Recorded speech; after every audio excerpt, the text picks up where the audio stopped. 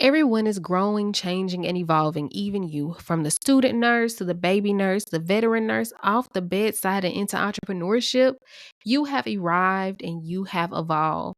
This is the Evolve Nurse Podcast. This is your host, Keish, and welcome to another episode.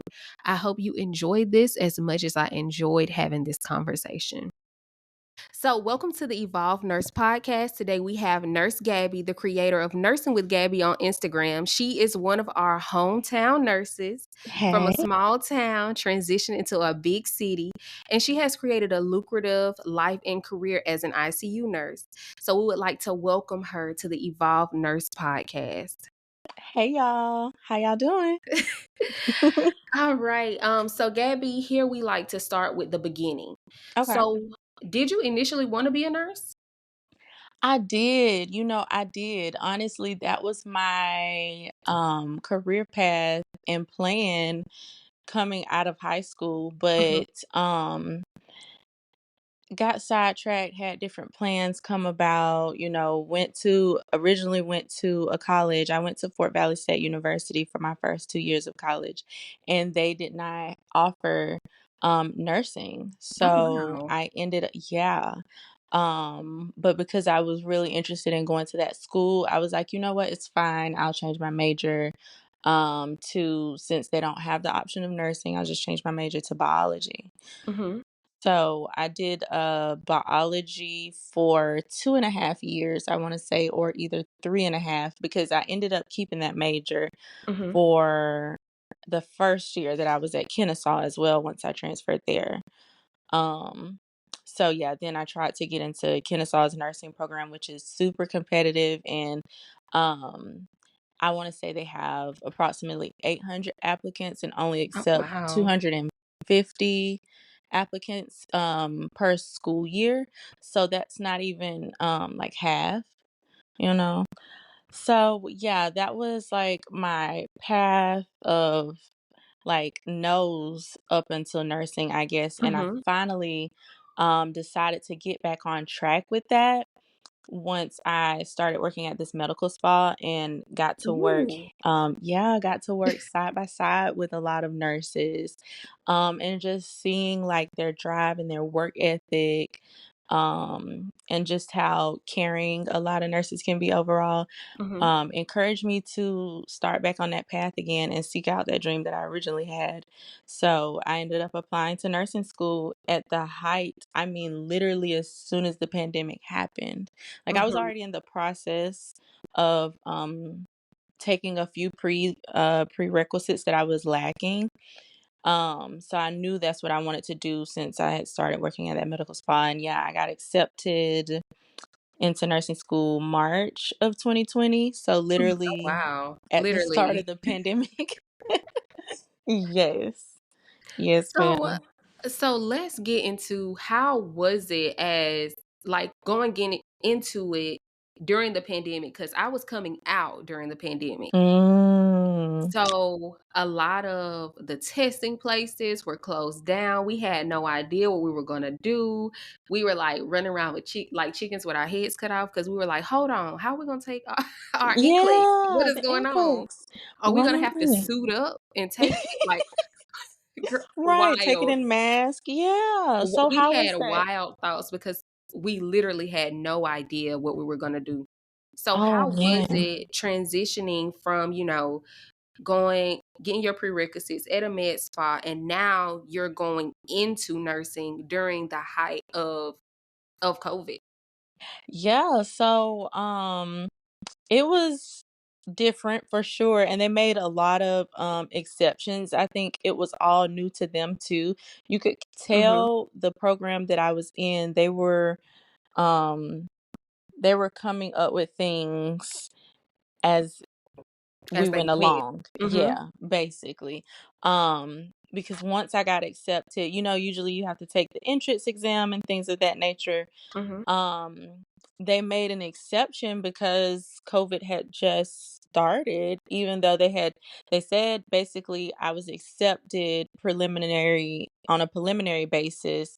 um contingent upon me taking my HESI exam. Mhm. But they said what I could do was take it at the end of my first semester because they were trying to figure out, they weren't sending us in person to class or to even test. So they were trying to figure out how they were like what the setup would be for us to Mhm. do the HESI. So it ended up being virtual. um and they had a professor that was able to select a few dates that she was available to kind of watch us do the HESI, and then we had to do like two devices with the camera Oh. on while we were taking the HESI. Yeah. So like the main device, we would get on Zoom, I believe, and also open up the test browser so they could see us from there. And then we would use a secondary device, which a lot of people that was either their cell phone or tablet. Oh, And you would wow. kind of prop it, yeah, you would prop it at another angle so they could, make sure you're not cheating. They were you know what? They were trying their best to be They were. compliant. They were trying their best to be compliant, but they literally had no plan for a No pandemic. plan. Although we have had pandemics in the past, I feel like they should Mhm. have had something in place for a just in case moment. Exactly, exactly, because I mean, it can always happen, right? There's no, limits on when or how it could happen. So I definitely think that has been an eye opener for a lot of not even just schools, but hospitals and Yes. healthcare facilities of that nature in general on how, to operate going forward because I think um I think it was pretty sketchy at first, it was like Yeah. it was a lot of uncertainties.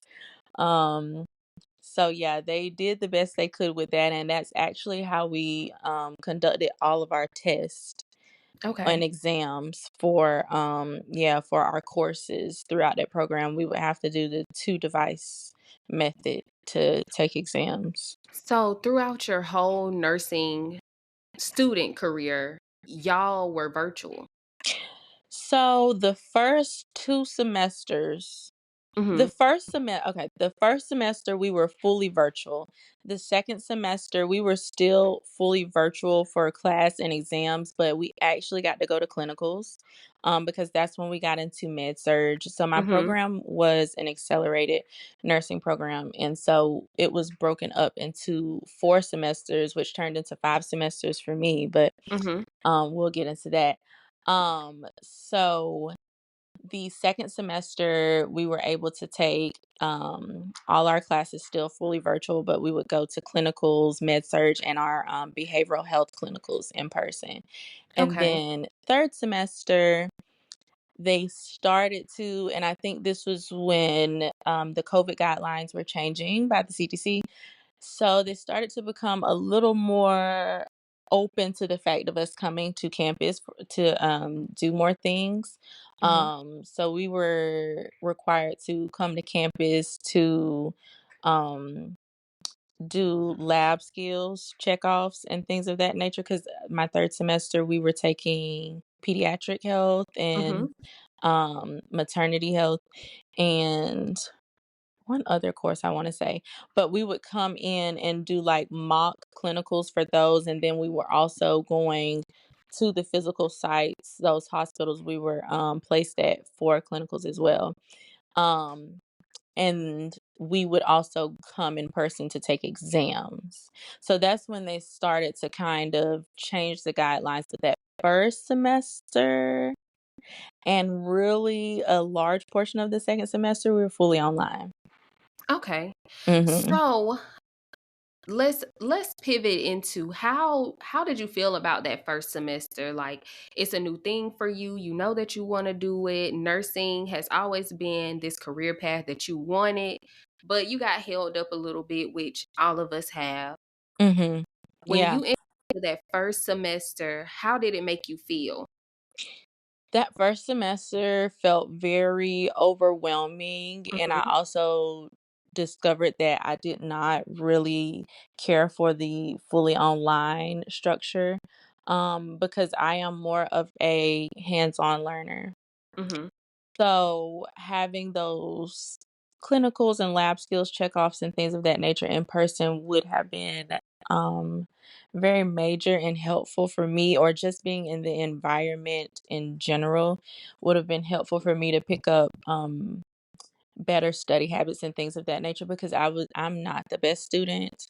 Listen, I am a lazy smart person Oh, is what I like yes. to call myself. They So created those at our school, okay?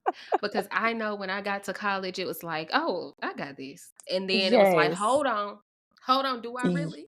I really gotta study? Wait a I minute. because, I don't know if the content or curriculum was easy for us to absorb, Yeah, but it really felt like we were not prepared for what we were going into.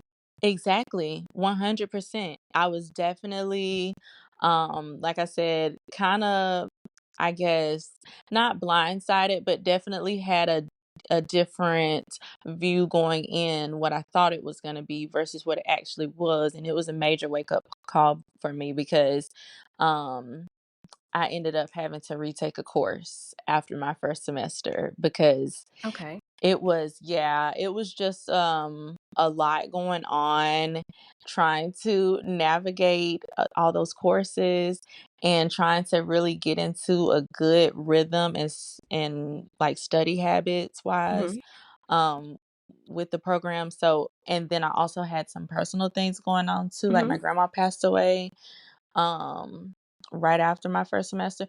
So it was a lot of, things I think happening with me trying to navigate that. So yeah, I was not prepared for that first semester to say the least. It is okay. So, since we are talking about, like, our failures, right? Mhm. Because Yeah. we overcame them because we're here today and we are nurses. But, Mhm. um, when you initially, like, we always know when we're about to fail that first class because Mhm.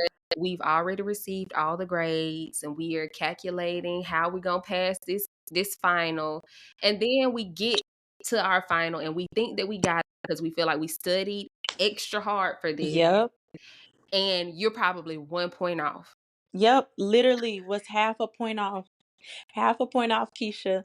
I was devastated.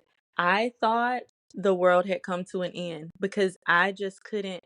I was like, I just can't quite understand what's going on. Mhm. This is just a huge transition for me. I don't even know how to Process grasp it. and Mhm. process all this material. And then, you're thinking, okay, I'm about to fail. What are the next steps? Am I out of the program? Like, what Mhm. happens from here? So many thoughts. I mean, I really spiraled into a depression, I would say immediately. Oh, Like, wow. immediately, because I just couldn't. I thought that was, the end of it. I said, I've worked so hard, to get into this program, and now I can't even like maintain what I'm doing. Mhm. Um, So I so have a it was a huge eye question. opener. Yeah. Do you feel like you were a high achiever?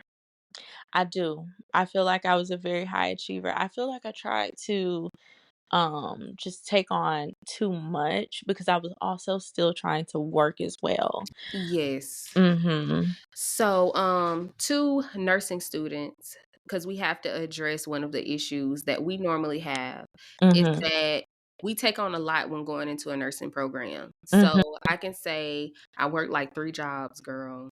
Oh my goodness. I was doing so freaking much. I was doing Yeah. Lyft, Uber. I was doing so much to, like, carry me through nursing Uh-huh. school Yeah. that I wasn't completely engulfed in the material. Exactly.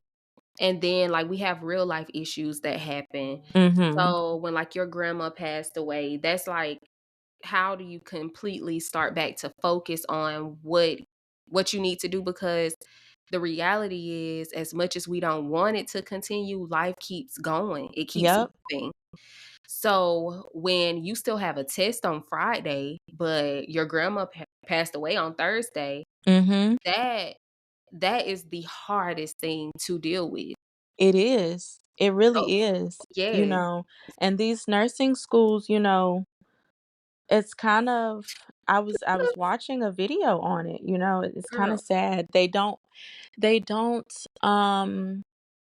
don't factor in that we have real life things going on outside Mhm, of school, and so it's all school or nothing to them. mhm.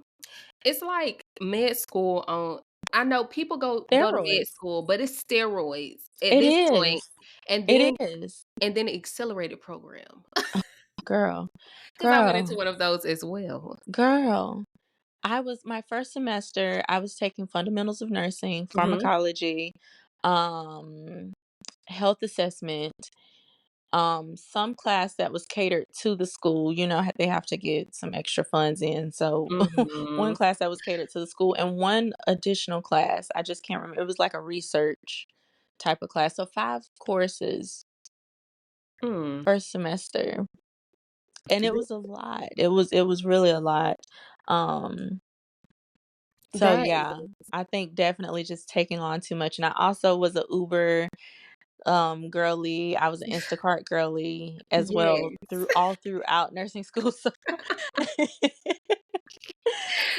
Girl, I like think if when we tell people that, "Yeah, I did Uber," I don't think they look at us and be like, "You did Uber?" no, they are shocked, girl. They like are in disbelief. I'm like, listen, I there had to was get a back how I process. live. Literally, I had to work my way up to this. I wasn't always, you know, in a successful career like this, where the door is Exactly. constantly open. And that is a benefit, and we could talk about that once we, pivot into our other segment. But, Uh-huh. getting back into, like, nurse as a nursing student. So, Mhm. what class did you fail? I failed fundamentals, girl. I It's know. always fun. But but you know what? It's okay. It's I okay. locked in afterwards though. It was a big eye opener. I locked in like nothing, girl, like no other. I'm telling you, Like no other. I mean, the drive. sleep deprived because I'm trying to still work, Mhm. getting that studying in. I did not play after that, So, okay? what did you change about your study habits once you had recognized where you failed? Yeah, so what I did was I really sat down and evaluated what I was doing because honestly, like the way I was studying prior to, Mhm. I wouldn't say it was even really studying. It was me reading the chapters that was assigned and trying to grasp the content. And that's just I can't study that way. Mhm. So I started using other resources like um shout out to Nurse Sarah on YouTube. Oh, I yes. started using resources like that Simple Nursing. Love him. I started using other resources to help me study. I also like would make flashcards on Quizlet and I would designate a short amount of time because for me, like I don't know if it's my ADHD or like other things that play a part, but I have a really short attention span. So for me, I would have to study in increments. Mhm.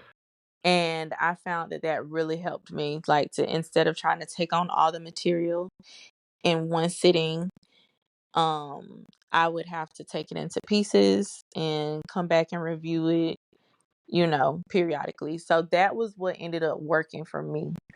Okay. That you know what? Sarah, she did her thing. She did her And, big one. she's still doing it, but Mhm.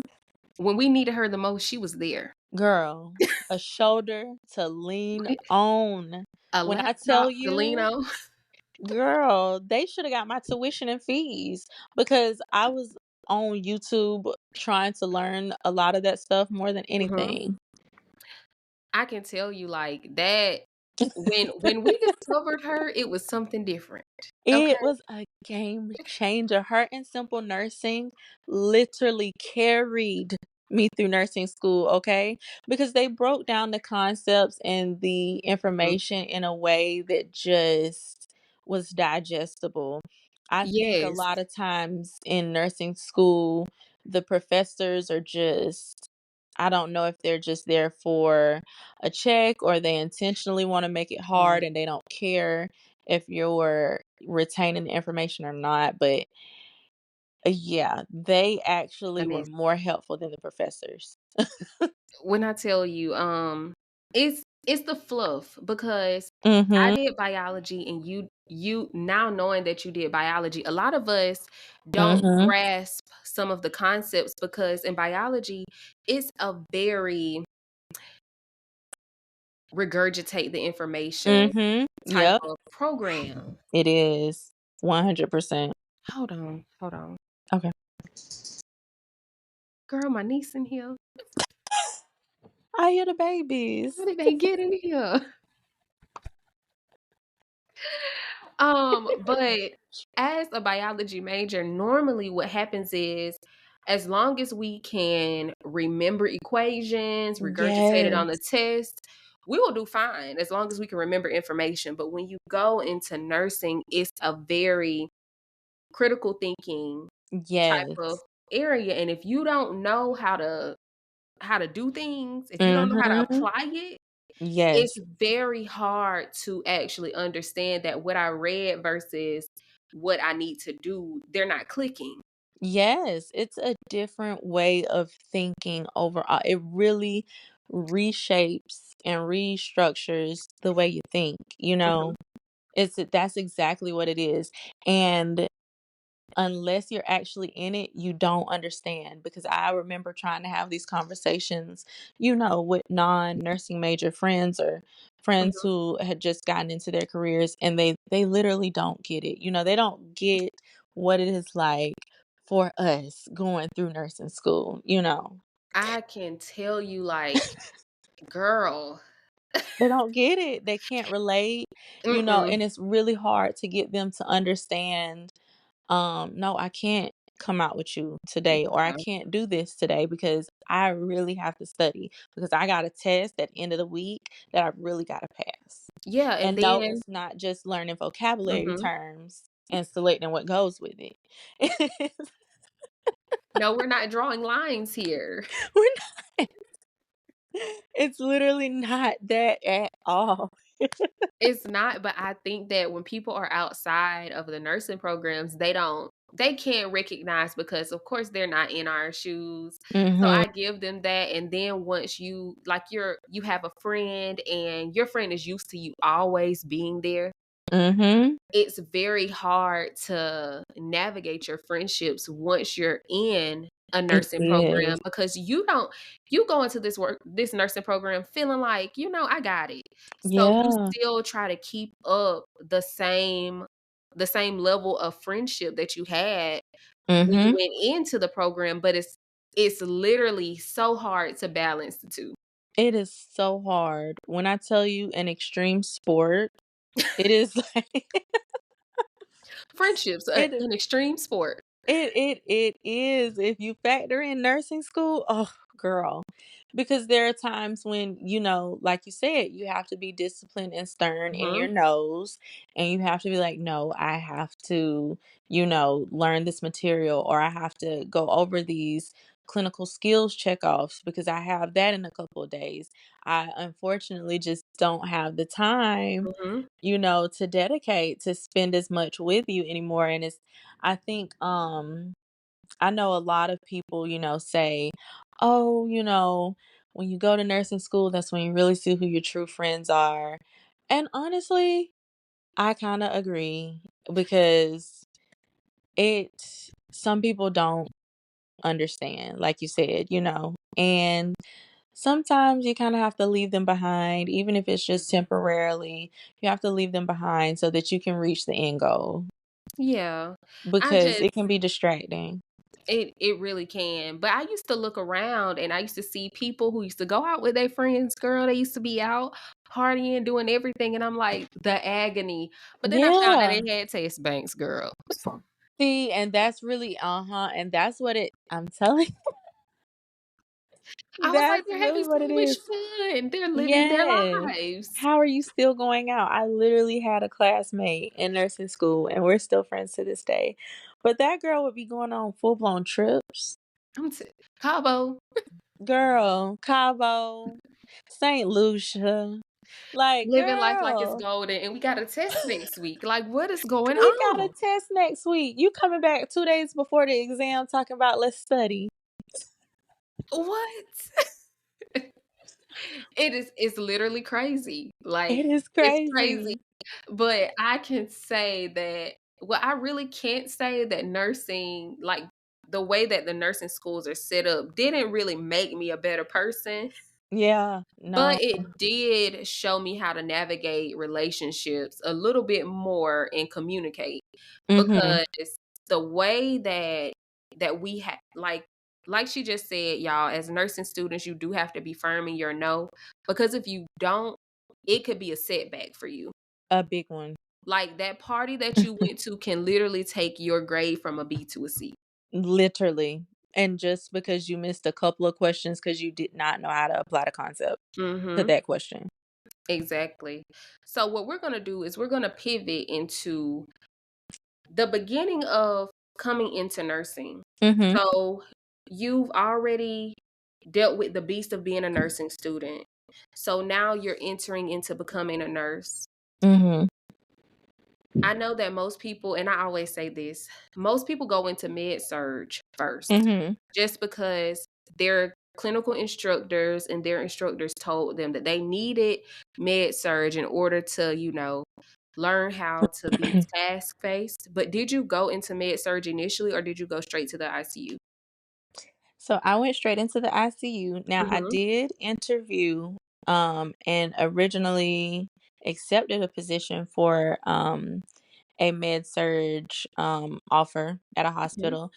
Um but after talking to some of my classmates and because when you're in that last semester, the hospital representatives and things of that nature start coming to your school to like, Mhm. oh, sell their residency program and you should come work for us. Um so I was trying to figure out what specialty it was that I was really interested in. Mhm. And it wasn't until like that last semester, once I was taking my critical care course. What did they call high acuity is what they called it in nursing Okay. school, in my program. It wasn't until I took that course that I was like, I think I actually want to do this because I like the higher level of thinking that Mhm. it provokes. Um, so even though I had accepted a med surg position, I reached out and applied to a few other residency programs, Mhm. which one of them ended up being a step down unit and one was ICU. Okay. And I got an offer from a level one trauma Mm. hospital in Atlanta, which is now closed. So I'm sure y'all can figure out which one it is. And yeah, I accepted the position. Okay. So, okay, just going back to, you being in the level 1 trauma and them closing. Did them closing take your job? It did not take my job. Okay. Actually, they kind of slated all of us off to their other Oh, okay. locations and facilities. Yeah. We had a little bit of a choosing. And I say a little bit of a choosing because they said, they would offer us like which hospital do you want to go to Mhm. within our healthcare system. Um, and they tried to make positions available. I just don't think they had enough. Mhm. And you could tell that they were just overwhelmed with the influx of new people coming into their hospitals. Um, and some of them, in turn were not as welcoming, and maybe that was just because they Mhm. were trying to take all of this as it came about as well, because it It's was very overwhelmed. sudden and very fast. Yeah, so maybe they were just overwhelmed, but it came across to a lot of my coworkers and I that they weren't welcoming. Yeah. So that ended up transitioning a lot of things for me, which I ended up not staying at that healthcare system at Okay. that time. Okay. So Mhm. we're gonna go back into your residency because a lot of nursing students don't know like there are resources out there. Like for me, I went to an externship while I was still in college, and Mhm. then I went into a residency as well. What would Mhm. you say to new nurses when looking for a residency to go to? I definitely think a little bit of prior experience or shadowing, like you were Mhm, mentioning, is super helpful. Um, because like we said, worked in nursing school, and I actually was a nurse extern at a long-term acute care facility, a LTAC. mhm, So that ended up kind of introducing me to another side of nursing as well. Something that I realized I wasn't interested in, but still it showed me there are other options. Um, so I definitely would tell future nurses or nursing students that are about to graduate and you're looking around, see if you can shadow, see if you mhm, can reach out to these unit educators and see if they will allow you to have a shadow day just to kind of feel the vibe of the unit, see how they do things, see if this is something you're interested in. It mhm. does not hurt at all. So I would absolutely recommend shadowing because experience is going to be um your best teacher in my opinion. You are look, you are definitely on point with it because when I tell you it's so hard when you're entering into being a nurse, and for what I did was whenever I went into my residency, they put me on flex. So I went from unit Mhm. to unit, which Oh, that's made nice. me so indecisive Oh. because I was like, yeah, I like it here. I like it here. I like it Uh-huh. here. Yeah. But it made me indecisive because I was just like, go with the flow. Like it is what it is. Yeah. Mhm. But it definitely opens your eyes to like where you would potentially like to go. Mhm. So, as she was saying, like, make sure that you're going to shadow. A lot of these hospitals will allow you to shadow them. Yes. All you got to do is fill out some paperwork and they'll allow you to do it. Even if you're not in nursing school yet and you're still in high school, they Mhm. will allow you to come in and shadow in almost any department. Mhm. So just utilize that when you're trying to make your decision on what career that you want. Absolutely. Absolutely. And if you're in nursing school, reach out to some of your professors cuz Mhm, I know for me a lot of my professors still had connections at old hospitals they worked at, or some of them still worked on a PRN basis at certain healthcare systems. So, yes, I agree. Use those resources and see if you can shadow. yes. So, back into your residency, Mhm. what obstacles did you come in contact with when entering into that residency? I would say being bombarded with more information and more learning. It was honestly school again, and I think a lot of times that's not how the residency is presented. It Mhm, doesn't it's not presented to be as intense as it is. And I only say intense because with my residency, we would have to meet on a weekly basis. We had a um critical care fellowship that I was in. And then also the nurse residency program was a 12-month program. So we met monthly just for the residency to see how things were going overall. And then we had our critical care course as well. So that was, us meeting weekly, having a whole class, going over information, just another didactic form of mhm.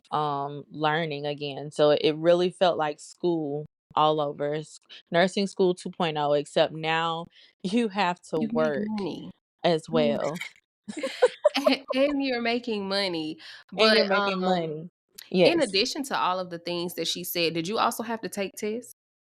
We did have to take exams. Mhm, We had to take like little quizzes as we went along, learning the information, and then at the end we took one big critical care fellowship exam that you either pass or fail. And I think if you failed, you had to retake critical care fellowship.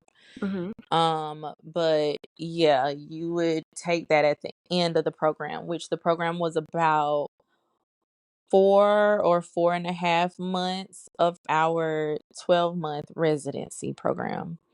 So for the first 4.5 months or so, it was a lot of school, felt like a lot of Zoom meetings, Mhm. a lot of Zoom meetings. So I definitely think it was great though overall. But the information was very heavy and it came very quickly, and it that may just be because of the specialty I chose. Mhm.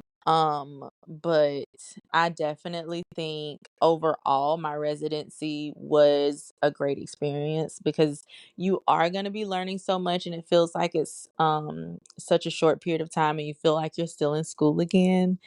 But also, like, the other side is, like you said, you're making money and you're actually getting to have that hands-on experience and hone in on your nursing skills. Girl, yes. Mhm. Goodness gracious. You know, because you never think that the residency is gonna be that heavy. Like, It's you're you like, "I'm don't gonna be think a that. nurse now. It's gonna be great." You And then think you you finna back just in start school. working. Yes. You think you finna just start working, and it's not. It's not the reality here. It's not the reality here. It's not the reality. So, before we get into the end of our episode and the end segment, we can do like an icebreaker, rapid fire. The first thing that comes to your mind, you say it, okay? Okay. So, what is one thing you can't live without? My phone. It's everybody. Oh my god. It's sad, ain't it? I said, "Oh my goodness." The first thing that came to my mind was my phone. Oh, this is sad. Girl, we gotta do better. We gotta do better. If We you could gotta do sit better. down with one person for valuable tips and information, who would it be? Famous or not famous? It could be anybody. If I could sit down with anybody, I would honestly, if I had a time machine, sit down and go back in time and talk to my grandma. Mm-hmm. She was just so wise. Yes, So, she yeah, will. if I could go back, I would just ask her even more questions. Mm-hmm. Mhm. So, do you read books? I do. Okay, so what's your go-to book for perseverance? For perseverance, honestly, the Bible. Okay. Um, I utilize that a lot just to help me navigate situations and just Mhm. how to be a better person. So, that's my go-to. Okay, do you have a favorite verse that you go to when, like, you're feeling down? Or book? Um, Usually if I'm looking for some type of encouragement, I Mhm. usually use this website where I can type in, or I can like look for certain concepts that I'm looking for. Mhm. And so I can search up encouragement and it'll bring up verses that, speak about encouragement or being encouraging. Okay. So I wouldn't say I have a favorite, but yeah. Okay, so, at the end of this episode, send me that link and then I'll attach it in our bio Okay, so that, cool. you know, people go through Yeah. things. So sometimes, Yeah. we need a little bit of encouragement. A little bit of encouragement, girl. Yes, ma'am. I sure will. So what tips would you give to new nurses on how to remain sane? Give yourself grace. Number one, give yourself grace. You are going to make mistakes. Mhm. Okay. And it is going to take time for you to get to where you want to be. but just give yourself grace, and also make sure to take time for yourself. When you are clocked out, do not think about that job. Do not dedicate any other time to that job. Give yourself personal time too. That's something major that I had to learn. Mhm. Okay, I love that. Mhm. So we're gonna go ahead and pivot right into our last segment, and that is where you are now. Okay. So, what are you doing right now as a nurse? So I am back in ICU. I did Mhm. take a break, but I am now back at in ICU. Um, and I also have a second job as well. So I work in ICU part-time nights, Mhm. and in my other spare time, I work my case management job. Ooh. So it's on an as needed basis, and I'm really like a 1099 contractor. But we go out and provide oversight kind of with the state of Georgia, Mhm. for individuals with intellectual and developmental disabilities. Oh, So wow. yeah, I literally just go out and provide oversight and make sure that they are doing well health wise and medically wise. I love that. Yes, ma'am. I haven't heard of that with case management. The most that I Mm-hmm. know about case management is in the long-term care world. Uh-huh. Um, but that is a wonderful way to give back and feel full. Yes, it is, girl. I really do love the job because it doesn't feel like work. That's Mhm. why when people are like, "Oh, you have 2 jobs?" I'm like, Yeah, "Yes, girl. but it doesn't feel like a job, the second Mhm. one." So, I definitely love it. It's a new side of nursing because I wasn't aware, that something like that existed either Yeah. until I was introduced to it and the opportunity. And I have absolutely loved it ever since. And my official job title for that is clinical supervisor. I really love that for you because I feel like everybody is trying to find somewhere where they feel purpose. Mhm. And for you to feel like nurses are looking for purpose anyway because that's where, we thrive when we feel like Yes. we have our purpose. But for you to, I'm in the ICU and I love this, but I found something where I feel fulfilled. Mhm. That is major in the nursing world. It is. And I think a lot of times we overlook that, or we kind of take it for granted because we're so, oh, hustle, hustle, hustle, Hmm. hustle and bustle. I gotta get to this bag. I gotta do this. I gotta do Everybody trying to that. get to the bag. The Everybody bag. trying to get to the bag. And sometimes hustle culture, work culture can be toxic. So Hmm. you It's definitely have definitely to toxic. separate. Yes. So let's go back to you taking a break. Yes. What led to you taking a break, and how long did you take a break? So I took a break for about 6 months. And what Wow. led to, yes, honestly, I blame everything. I was telling my therapist this a few weeks ago. I said, honestly, I'm still just not over that hospital closing because I loved Mhm. working there. Oh. I said, I blame everything on that, but I do think everything happens for a reason as well. Mhm. So I'm happy how things transpired because it has taught me a lot of life lessons, just Mhm. overall. Um, but yeah, once the hospital closed, I went over to one of their other hospitals in the healthcare system. But as I said earlier, it did not feel like they were as welcoming. So I Mhm. felt like I needed to look into other options, which is what I did. And I ended up going to another health system that I worked at for maybe about 4 to 5 months. And then I Mhm. ended up taking a break because I realized that was not for me. Um, I just didn't like the culture on the Mhm. unit. And there were a lot of unsafe practices and things going on. So I just felt that it was best for me to maybe step away from bedside for a little bit because Mhm. I said, okay, at this point, I've been to 2 different hospitals and I don't like either one of them. So let me just reevaluate if I really even want to keep working in the The nursing bedside. field. Yeah. Yeah. Mm-hmm. And I want to let all nurses, new nurses, veteran nurses know that you can leave that job. You Like can. it is okay for you to. That's why we're in nursing. You do have that open revolving door Mhm. where you're always needed. So if you come in contact with a place that you feel like it's unsafe, they're trying to make you practice in unsafe ways because they will try to. They will. They will tell you that this is how we're supposed to do it, and evidence based practice does not support that.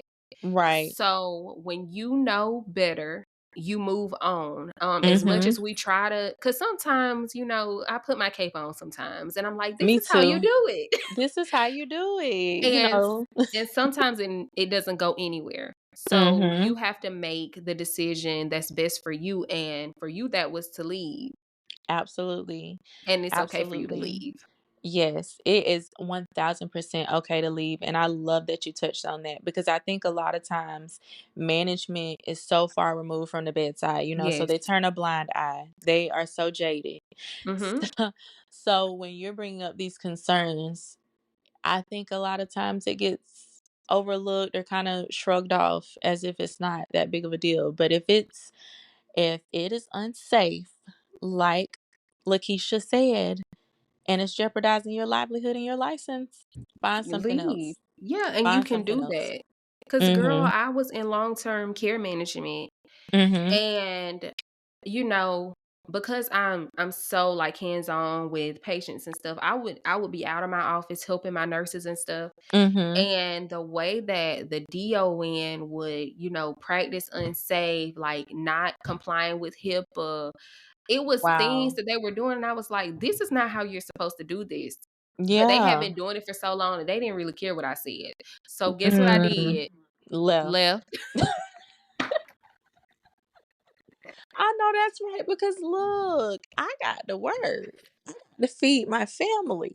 Have Okay? a license to protect I have here. a license to protect and a livelihood. I cannot risk and put that whole thing on the line for E- y'all. Exactly. But but the managers and the hospital system do make nurses feel like they owe them. Mhm. They do. Y'all They ain't do. giving no pensions no more. Y'all We don't aren't. owe y'all. We don't owe y'all Nathaniards, okay? We don't owe y'all Nathaniards. So, since we are ending this episode, what advice would you give to new nurses or nursing students coming in? I would say take it one day at a time. Literally just take it one day at a time. That is the best thing that I could tell myself, even still Mhm. to this day, because there are sometimes I don't even want to go to work, but take it one day, one shift at a time. Okay. Well, I just want to say thank you so much for coming on to the Evolve Nurse Yes. podcast, because you didn't have to do it, but you did. Thank you for inviting me. And I really do appreciate it, Gabby. I really enjoyed this conversation, and I Me think too. that the listeners will enjoy it as well. I sure hope So, with so. that being said, thank you for listening. Thank y'all. Thank you for having me, Keisha. You are so welcome. Have a good one. At this point, you've made it to the end of the episode. I truly appreciate you. Thank you, thank you, thank you.